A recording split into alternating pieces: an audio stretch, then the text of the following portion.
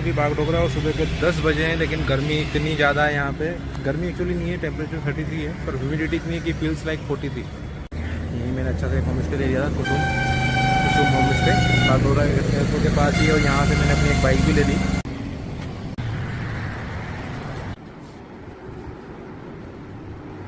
ये था मेरा डॉर्मेट्री। तो यहाँ से मैं अपनी यात्रा शुरू करूँगा दार्जिलिंग के लिए। तो बागडोगरा से लगभग मैं बाहर आउटर पे आया हूँ अभी। इस बार मेरे पास सामान थोड़ा ज़्यादा है, आगे भी बैग है, पीछे भी बैग है, और मैंने एक मोबाइल कवर लिया क्योंकि वहाँ पे बारिश हो सकती है तो मोबाइल को बचाना पड़ेगा। तो ज़्यादा वीडियो बना नहीं पा रहा हूँ बीच में।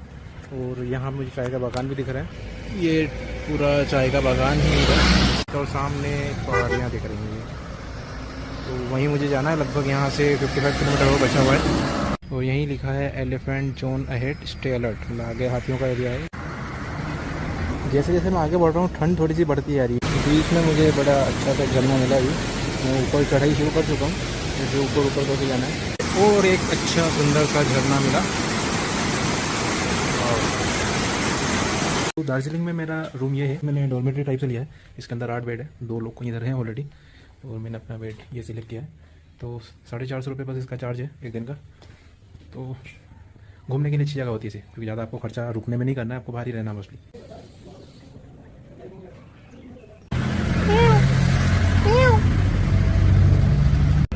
अरे मैंने इसको आवाज़ दी तो ये तो पास आ गई।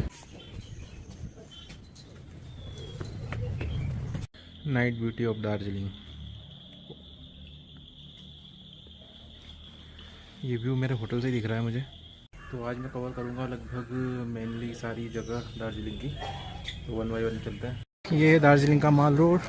यहाँ पे व्हीकल्स अलाउड नहीं है, तो मैं अपनी बाइक लेके आ गया था, पर मुझे पता नहीं था कि व्हीकल अलाउड नहीं है। कहीं बोर्ड भी लगा था, देखा नहीं मैंने।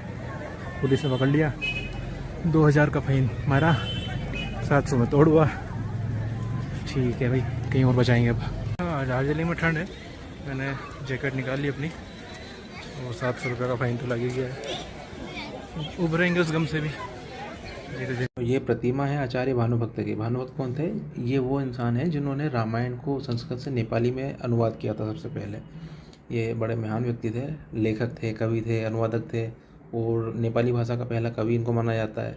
इनको आदि कवि की उपाधि मिल चुकी है। सबसे पहले इनके घर में ही इनकी पढ़ाई शुरू हो गई थी संस्कृत की, इनके दादाजी ने पढ़ाया था। फिर ये बाद में पढ़ाई के लिए वाराणसी आ गए थे।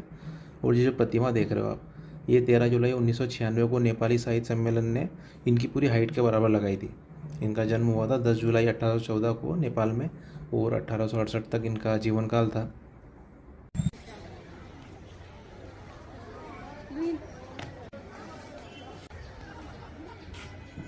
ये ओपन थिएटर मेमोरेबल बनाया था JB थापा की याद में, जो कि पहले गोरखा चेयरमैन थे Darjeeling municipality of independent India के।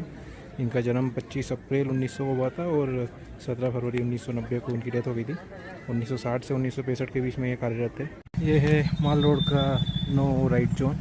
बारिश शुरू हो गई है, और ये है दार्जिलिंग हिल टॉप। ये है मेरी बाइक।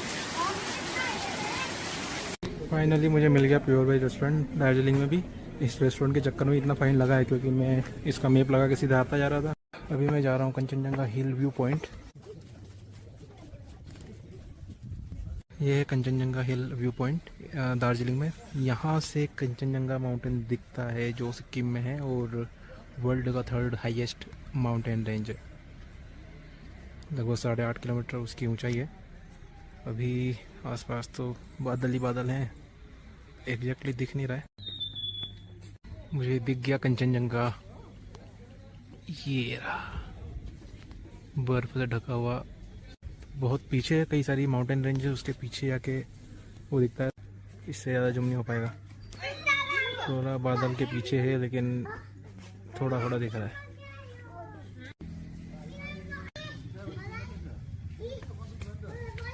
तो बादलों का पूरा घुमार आ रहा है सामने।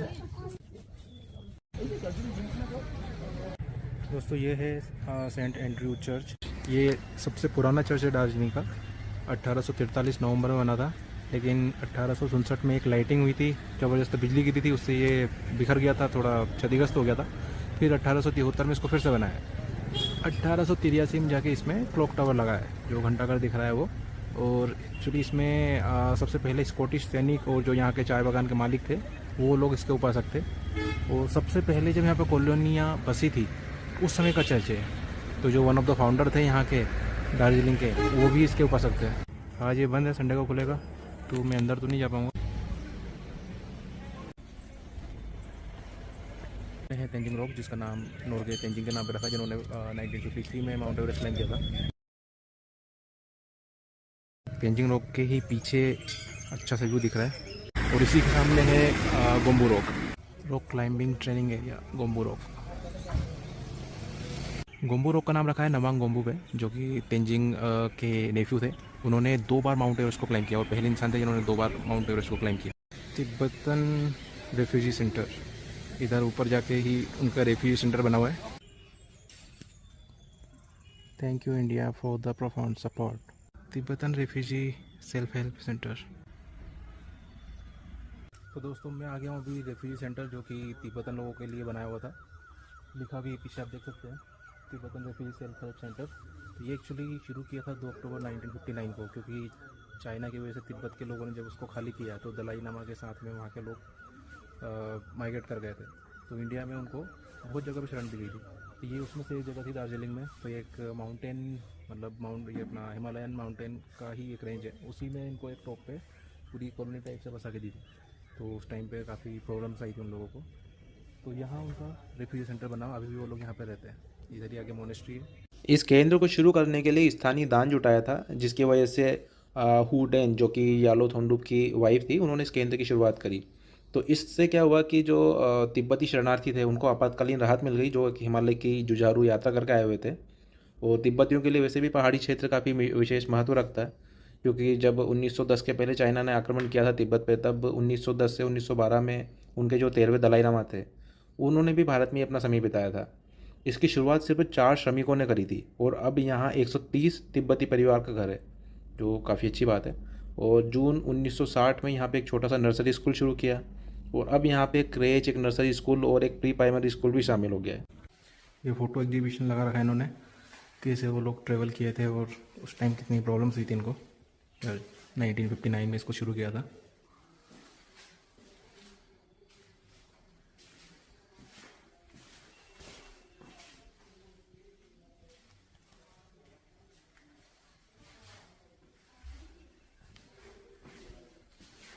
ये है दलाई लामा।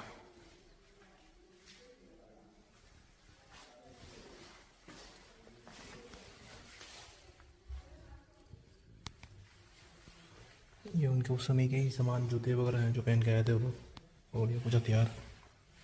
इस केंद्र की जो मुख्य गतिविधि है वो है तिब्बती हस्तशिल्प का उत्पादन। ये इनके मोनेस्ट्री है, तिब्बतन मोनेस्ट्री इसका नाम है। अब मैं आ गया हूँ टी गार्डन व्यू पॉइंट, जो कि कंचन ब्यूटी व्यू स्टेट नाम से टी गार्डन है। कमाल का ये गार्डन है यार, मतलब पूरे पहाड़ भरे पड़े हैं टी गार्डन से। काफ़ी पुराना चाय बागान है ये, 1880 में शुरू हुआ था। पहले इसका नाम था रोंगनी टी स्टेट, बाद में 2002 में कंचन व्यू टी स्टेट कर दिया, क्योंकि यहाँ से कंचनजंगा काफ़ी अच्छा दिखता है। यहाँ पे चाइना के जो रोप हैं चाय के, वो बहुत है। यहाँ एक बड़ी समस्या लेकिन है खरपतवार की। ऑर्गेनिक उत्पादन करते हैं लोग, कीटनाशक का उपयोग कर नहीं सकते, तो इनको मैन्युअली सारे खरपतवार को हटाना पड़ता है। तो उसमें लेबर डिवाइड हो जाता है, तो चाय का जो उत्पादन होता है वो आधा ही रह जाता है। 123 परमानेंट वर्कर इनके पास, 42 के आसपास पर टेम्प्रेरी वर्कर भी रखते हैं लोग। 223 एकड़ एरिया में फैला हुआ है, काफ़ी बड़ा है। यही है टी प्लांट। एक्चुअली ये काफ़ी बड़ा भी हो जाता है, पर इसको हमेशा कटिंग करके रखा जाता है, तो इनकी हाइट कभी बढ़ती नहीं है, क्योंकि इनमें सिर्फ इनकी लीव्स काम की होती है, तो वो छोटे हाइट में भी उनको मिल जाती है। हाँ, ये है हैप्पी वैली टी गार्डन। ये फैक्ट्री है हैप्पी वैली टी स्टेट। पूरी फैक्ट्री के आसपास हर तरफ टी गार्डन है, उसी में मैं वॉक करते हुए निकल रहा हूँ। मैंने एक लीफ तोड़ी, इसमें से टेस्ट किया, कड़वा लगा। इसका तना काफ़ी बड़ा हो जाता है और ये काफ़ी बढ़ता भी है, लेकिन इसको कटिंग कर करके इनको छोटा रखा जाता है। तो दोस्तों मैं हूँ अभी हैप्पी वैली टी स्टेट में। ये दार्जिलिंग का सेकंड ओल्डेस्ट टी गार्डन है, वो काफ़ी बड़ा है। 177 हेक्टेयर में फैला हुआ है और 1854 में शुरू हुआ था। 1500 लोगों को इसने लगभग एम्प्लॉयमेंट दे रखा है। तो दार्जिलिंग टी ऐसे ही फेमस है। ये लोग सबसे पुरानी पद्धति से टी बनाते हैं, जो ऑर्थोडॉक्स तरीका बोला जाता है। तो उसमें कुछ मतलब बोलते हैं केमिकल फ्री होती है। तो काफ़ी बड़ा गार्डन है, देख के बड़ा मज़ा आ रहा है। और ये समुद्र तल से 2100 मीटर की ऊंचाई पे है, मतलब काफ़ी हाइट पे बना हुआ है। मैंने फैक्ट्री से हैप्पी वैली वाली टी ले ली, 100 ग्राम ही 300 रुपये की पड़ी मुझे, मतलब काफ़ी महंगी है। और ये लोग बोलते हैं कि दार्जिलिंग की टी बहुत महंगी आती है, बाहर और महंगी है।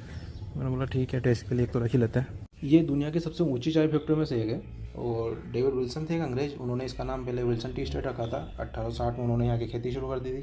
1903 में हुगली के कुलीन भारती थे तारापत बनर्जी, उन्होंने इसको टेक ओवर किया और 1929 में उन्होंने पास का एक विंडसर टी एस्टेट भी खरीद लिया। तो उसको और इसको मिला के उन्होंने एक हैप्पी वैली टी एस्टेट का नाम दिया, उस तभी से इसका नाम पड़ा हैप्पी वैली टी एस्टेट। वो दोनों को मर्ज कर दिया। 2007 में ये बहुत मंदी के दौर से गुजर रहा था और 4 साल तक बंद था। तो इसको अमूदिया टी ग्रुप के जो मालिक थे इसके बंसल, उन्होंने ख़रीद लिया। उन्होंने इसके बाद इसके अंदर एक नई फैक्ट्री लगाई, आधुनिकीकरण की प्रक्रिया शुरू करी और 2008 में इसको वापस से जनता के लिए खोल दिया। फिर उसी साल 2008 में हैप्पी वैली का एक उत्पादन था हैंड रोल चाय, उसको यूनाइटेड किंगडम के हेरोड्स में बेचने के लिए चुना। उसकी कीमत थी 5000 से 6000 रुपये प्रति किलोग्राम, जो कि वाकई में बहुत ज़्यादा है। वो 2022 के अंत में फिर से वित्तीय संकट से गुजर रहा था। फिर से इसको टेक आउट किया श्री सुशील कुमार अग्रवाल ने, जो कि lemon grass organic tea estate private limited के मालिक थे, उन्होंने ले लिया। इसमें जो पौधे हैं चाय के, ये बहुत पुराने हैं, या तो मतलब मिनिमम 80 साल पुराने तो हैं, कुछ बहुत सारे 150 साल पुराने भी। अभी वर्तमान में बहुत ही कम इसमें पौधे लगाए हैं। अभी मैं जा रहा हूँ इंस्टीट्यूट ऑफ हिमालयन माउंटेन।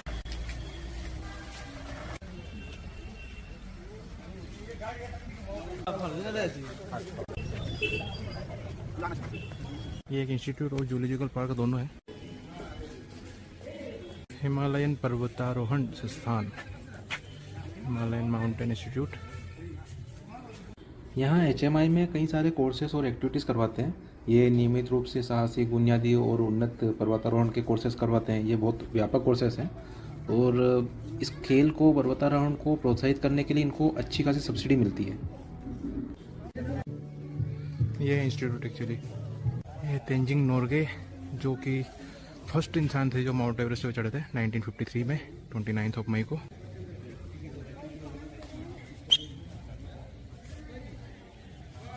यह है नवांग गोम्बू, जो कि 2 बार माउंट एवरेस्ट क्लाइंब करने वाले पहले इंसान थे। 1936 से 2011 तक थे ये। यहाँ पे इन्होंने लगभग पूरे टाइम पे इंस्ट्रक्टर का काम किया था इंस्टीट्यूट में। काफ़ी डेकोरेटेड इंसान थे, काफ़ी इनको प्राइज़ मिले हैं, टाइगर्स मेडल और पद्मश्री, पद्म भूषण, अर्जुन अवार्ड। दोस्तों मैं हूँ अभी HMI में, हिमालयन माउंटेनियरिंग इंस्टीट्यूट में, दार्जिलिंग में। तो ये एक्चुअली बनाया था मोटिवेट करने के लिए लोगों को पहाड़ चढ़ने के लिए। तो 1954 4 नवंबर को इसको इनॉग्रेशन हुआ था। जब माउंट एवरेस्ट पहली बार क्लाइंब हुआ 1953 में, तेंजिंग नोरगे और एडमंड हिलेरी ने किया था, उसके बाद लोगों के मन में एक गहरी रुचि पैदा हुई। उन्होंने पर्वतारोहण को एक सम्मानित प्रयास के रूप में देखना शुरू करा और भारत के जो पहले प्रधानमंत्री थे जवाहरलाल नेहरू, उन्होंने भी इसको प्रोत्साहित किया और दार्जिलिंग में HMI की स्थापना करवा दी। और जो भारतीय पर्वतारोहण के प्रणेता थे नरेंद्र धर, ये पीछे जो जयाल भवन बना, इसके संस्थापक प्राचार्य वही थे। और तेंजिंग नोरगे HMI के फील्ड ट्रेनिंग के पहले डायरेक्टर बने। और जो यहाँ की इमारत है, बिल्डिंग, इसको वास्तुकार थे जोसेफ एलन स्टीन, उन्होंने डिज़ाइन किया था, जो उस समय कलकत्ता के पास बंगाल इंजीनियरिंग कॉलेज में पढ़ाते थे। वो भारत में अपने करियर की ये पहली इमारत थी जो आधी सदी तक चली। काफ़ी बड़ी बात है और काफ़ी सही, अच्छी बात भी है। यहाँ इनका एक म्यूजियम भी है, जो कि 1957 में एस्टेब्लिश हुआ था, Bengal natural history museum. Museum का अपने को ज़्यादा कोई शौक है नहीं। ये है रेड पांडा, इसे मैंने पहली बार देखा है। यार मैं इतने जू के फेवर में हूँ नहीं, नेशनल पार्क के फेवर में ज़रूर हूँ, क्योंकि वहाँ पे उनको उनका नेचुरल इनहेबिटेंट मिल जाता है। पर ठीक है, कुछ जानवरों की सेफ्टी के लिए शायद जू भी ज़रूरी होगा। ये ब्लैक बियर, काला भालू सो रहा है। इनके लिए बाउंड्री ओपन ही है, लेकिन थोड़ी सी ऊंची है, तो ये लोग इसको जंप कर नहीं पाते। स्नो लेपर्ड, जो अल्पाइन परिस्थितियों के अनुकूल जानवर होते हैं, उनकी ब्रीडिंग में स्पेशलाइज्ड है ये जूलॉजिकल पार्क। और यहाँ पे स्नो लेपर्ड और विलुप्त हो रहे हिमालयी भेड़िया, लाल पांडा, इन सब की सफलबंदी ब्रीडिंग के प्रोग्राम भी होते हैं। ये है वोल्फ, जंगली भेड़िए। इनके लिए भी कोई ऊपर से बाउंड्री नहीं है, मतलब ये भी इतना जंप नहीं कर सकते। इस गिलहरी की आवाज़ सुनिए ज़रा। बोल बेटा बोल, जल्दी बोल। ये इसे दार्जिलिंग चिड़ियाघर भी बोलते हैं। ये लगभग 67.5 एकड़ के एरिया में फैला हुआ है और 14 अगस्त 1958 को शुरू हुआ था। इसकी स्थापना करने के पीछे इसका लक्ष्य था कि जो हिमालयी जीव है उनका अध्ययन और उनका संरक्षण। तो इसके जो पहले निदेशक और संस्थापक थे वो थे दिलीप कुमार डे। 1975 में क्या हुआ कि इंदिरा गांधी ने इस पार्क का दौरा किया और इन्होंने इसका नाम चेंज कर दिया। इसका नाम रखा पद्मजा नायडू जूलॉजिकल पार्क, क्योंकि उसी साल उनकी डेथ हुई थी पद्मजा नायडू की। 1900 से 1975 तक उनका जीवन काल था। उनकी स्मृति में इसका नाम बदल दिया। वो सरोजनी नायडू की बेटी थी पद्मजा नायडू। और 7000 फीट की ऊंचाई पे सबसे ऊंचा चिड़ियाघर है ये भारत में। हिमालयन पहाड़।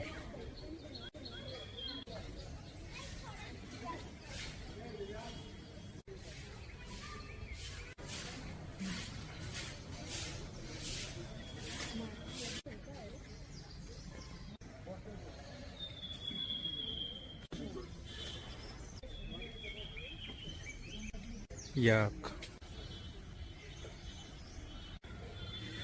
मिशमी टकिन,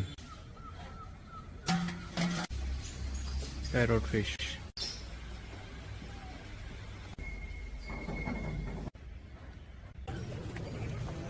तो मेरा जू और HMI दोनों चीज़ें कंप्लीट हो जाती हैं यहाँ पे। अच्छी जर्नी थी। छोटा सा जू भी है तो मुझे अच्छा लगा, क्योंकि बहुत बड़े जू होते हैं तो मैं घबरा जाता हूँ घूम घूम के।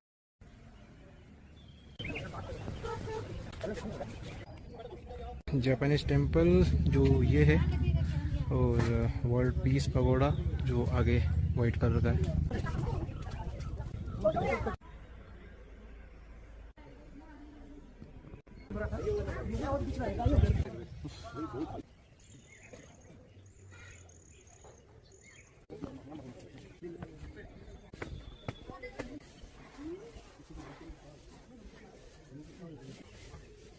धर्म प्रचार।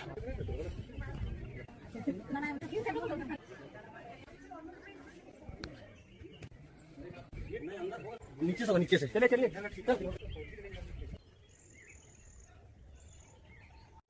तो दोस्तों अभी हम हैं दार्जिलिंग पीस पगोड़ा में। ये एक पीस पगोड़ा में से ही एक है। इसे डिज़ाइन किया था सभी नस्लों और पंथों के लोगों के लिए, ताकि वो लोग एकजुट होकर विश्व शांति की खोज में फोकस कर सके। उनको यहाँ मदद मिलती थी। और अधिकांश अन्य शांति पगोड़ा की तरह इसको भी जापान के एक बौद्ध भिक्षु और निप्पोंजन मायोहोजी बौद्ध आदेश के संस्थापक नीची दात्सु फुजी उनके मार्गदर्शन में बनाया था। नीची दात्सु फुजी 1885 से 1985 इनका जीवन काल था। उन्होंने उनकी पूरी आयु की थी 100 वर्ष। और जापान में कहते हैं कि लोग अपनी आयु पूरी करते हैं, उनकी अच्छी खासी आयु होती है वहाँ पे। और आधारशिला इसकी रखी थी 3 नवंबर 1972 को। नीचिदात्सु फुजी ने ही रखी थी। 1 नवंबर 1992 को इसका उद्घाटन हुआ था। और पगोड़ा का जो डिज़ाइन तैयार किया था वो किया था एम ओहकाजी ने। और इसको बनाने में 36 महीने यानी 3 साल लगे थे। और मतलब जब आधारशिला रखी थी तब ऐसा नहीं था कि उसी समय इसका काम पूरा शुरू हो गया था। उसके बाद इसमें मैत्रेय बुद्ध सहित 4 बुद्ध के अवतार की प्रतिमा भी है। इसकी पूरी ऊंचाई 94 फीट है, जो कि अच्छी खासी है। और 75 फीट का इसका व्यास है। और दार्जिलिंग शहर में जल पहाड़ की पहाड़ियों की ढलान पर स्थित है। दार्जिलिंग हिमालयन रेलवे, शॉर्ट में DHR, और इसको टॉय ट्रेन भी बोलते हैं, ये न्यू जलपाईगुड़ी से दार्जिलिंग के बीच में चलती है। आगे इसका स्टेशन है। ये ट्रैक लगभग 88 किलोमीटर लंबा है और इसे 1879 से 1881 के बीच में बनाया था। Darjeeling Himalayan railway, altitude 6812 feet. इतनी ऊंचाई हासिल करने के लिए ये ट्रैक 6 जिगजैग और 5 लूप का सहारा लेता है। दार्जिलिंग से घूम तक डेली पर्यटक ट्रेनें चलती है। घूम वही स्टेशन है जो भारत का सबसे ऊंचा रेलवे स्टेशन है, 7407 फीट की ऊंचाई पे। और दार्जिलिंग से कासियांग तक रोज बाहर से चलने वाली ट्रेन चलती है, जिसको रेड पांडा कहते हैं। इस रेलवे का मुख्यालय भी कुसियांग में ही है। ये रोड के बीच में से ही बहुत जगह क्रॉसिंग है इसकी, और शायद मुश्किल से 2 फीट चौड़ी होगी बस। और रास्ते में चलते चलते एक जगह मुझे ट्रेन दिखी जो छोटी सी पटरी पे आ रही थी। यहाँ कई सारी फिल्मों की शूटिंग भी हुई है, जैसे आराधना, राजू बन गया जेंटलमैन, बर्फी, परिणीता। परिणीता का तो एक गाना था, कस्तो मजा है ले लैमा रमैलो उकाली उडाली, ये हवाएं गुनगुनाए पूछे तू है कहाँ। पूरा आता है मुझे गाना। एक्चुअली जब मूवी आई थी 2005 में, उसी टाइम मैंने इसको देखा तो इस गाने का मैं फ़ैन हो गया था। सैफ अली खान थे इसमें, तो जहाँ तक मुझे याद है विद्या बालन की ये पहली मूवी थी, इसको यहीं फिल्माया था। और 1951 में इस रेलवे को भारत सरकार ने खरीद लिया था। DHR की एक बड़ी उपलब्धि भी है। दरअसल 5 दिसंबर 1999 को यूनेस्को ने इसे विश्व धरोहर स्थल के रूप में घोषित किया था। और 2 बार ऐसा हुआ है कि ये 18 महीनों के लिए बंद थी। एक बार 1988 से 1989 में गोरखालैंड शत्रुता के दौरान ये 18 महीने के लिए बंद हुई थी। दूसरी बार जब कोविड-19 आया था, उस समय मार्च 2020 से अगस्त 2021 तक 18 महीने के लिए फिर बंद हुई थी। फिर इसे 25 अगस्त 2021 को फिर से इसकी सेवाएँ शुरू कर दी गई थी। यहाँ आसपास बहुत कोहरा दिख रहा है, लेकिन थोड़ी देर पहले तक रोड पे ही बहुत कोहरा था, कुछ भी नहीं दिख रहा था। DHR की लाइन लगभग हिल कार्ट रोड के पैरेलल ही चलती है। ये राष्ट्रीय राजमार्ग 110 का हिस्सा है।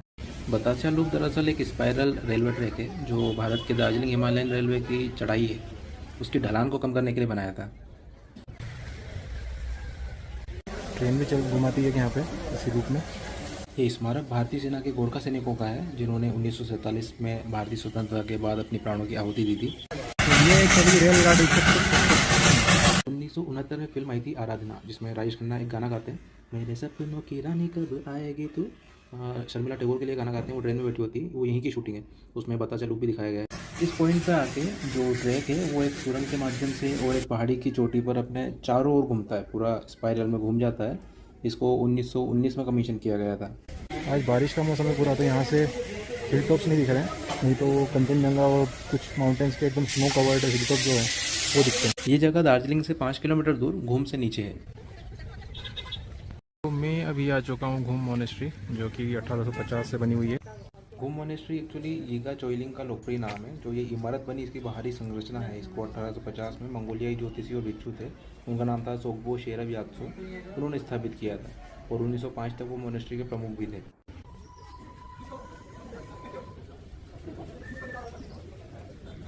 1909 में याबजे डोमो गेशे रिनपोचे गवांग गलसांग, ये एक ही नाम है पूरा, ये उत्तराधिकारी बने शेरब यात्सो के। इन्होंने ही मैत्रेय बुद्ध की जो 15 फीट की प्रतिमा दिख रही ये बनवाई थी और 1952 तक ये इसके प्रमुख भी रहे। मोनेस्ट्री का संबंध एक्चुअली है गेलुप्पा या बोले येलो हेड संप्रदाय से। 1959 में जब चीन ने कब्जा किया तिब्बत पे, उस समय कई वहाँ के मठाधीश भारत आए और उन्होंने यहाँ मठ में भी शरण ली थी।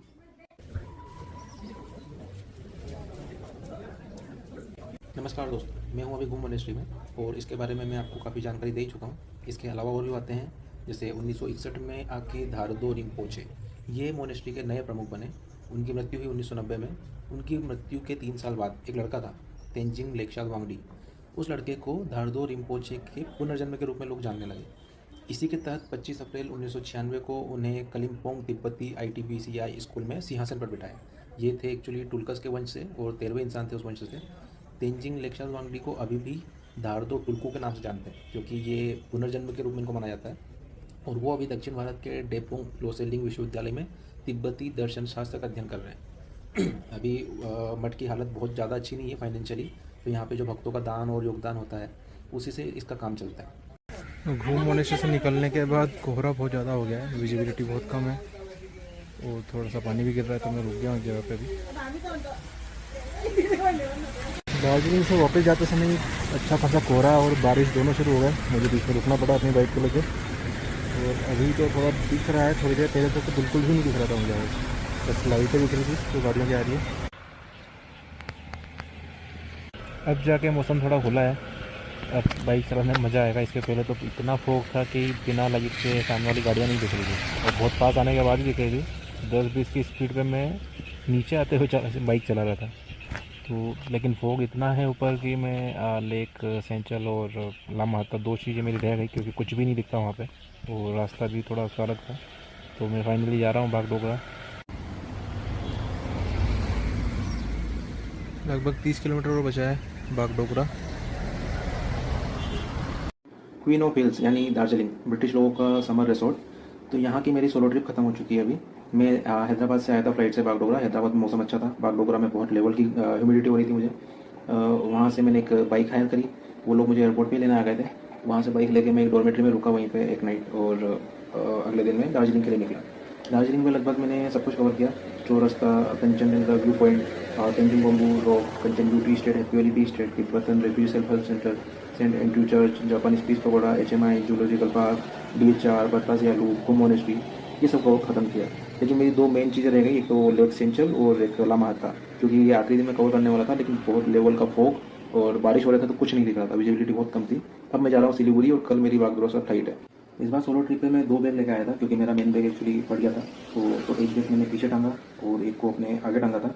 आइडियली आपको एक ही बैग रखना चाहिए, पर इस बार मेरी मजबूरी थी, पर मैंने अपनी ड्राइव काफ़ी सेफली की, तो इस तरह से मेरा काम हो गया। लेकिन बहुत ज़्यादा वीडियो वगैरह मैं ले नहीं पाया। इसके साथ मुझे एक रेनकोट और बैग का रेन कवर रखना था, जो अनफॉर्चुनेटली मैं भूल गया था।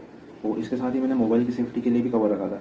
वो ज़रूरी होता है, क्योंकि बारिश में आपका मोबाइल पानी में ख़राब हो सकता है। मैं दिखाता हूँ आपको। ये इसके अंदर मैं अपना मोबाइल रखता था, उसे अपने मोबाइल होल्डर में लगाता बाइक में, जहाँ मुझे जाना होता वो लोकेशन लगा के मैं बारिश में भी कहीं जा सकता था। इसके साथ ही मैंने एक हेलमेट का लॉक अपने साथ लेके गया था। इससे फ़ायदा ये होता है कि आप जहाँ भी घूम रहे हो, यदि बाइक को पार्किंग में लगाया तो आप हेलमेट वहीं लगा सकते हो, तो आपका मोबाइल हेलमेट का एक बर्डन खत्म हो जाता है। तो ये एक अच्छी चीज़ होती है, आपको ध्यान रखना चाहिए जब भी आप सोलो ट्रिप पे जा रहे हो। इसके साथ ही मैंने एक ट्राइपॉड और सेल्फी स्टिक लिया था, उसमें मैं बिना किसी की हेल्प के अपना फ़ोटो वीडियो ले सकता था। तो ये चीज़ें आपको ध्यान रखना चाहिए जब भी आप सोलो ट्रिप पे जा रहे हो। और मेरी यात्रा समाप्त। मैं आ गया हूँ फिर से बागडोगरा हवाई अड्डे पे अपने हैदराबाद जाने के लिए।